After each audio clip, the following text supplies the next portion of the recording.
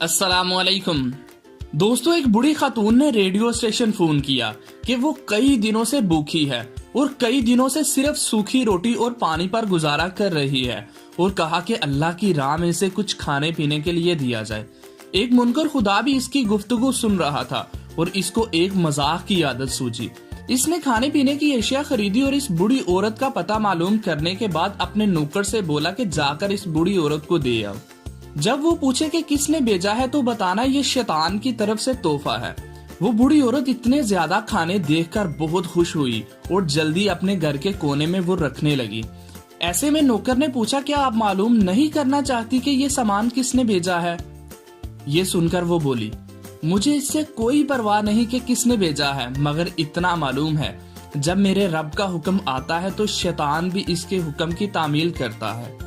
जब आपका ईमान पुख्ता हो और अल्लाह ताला पर मुकम्मल भरोसा हो तो फिर अल्लाह ताला के हुक्म से शैतान भी आपकी मदद कर जाता है। अल्लाह हाफिज।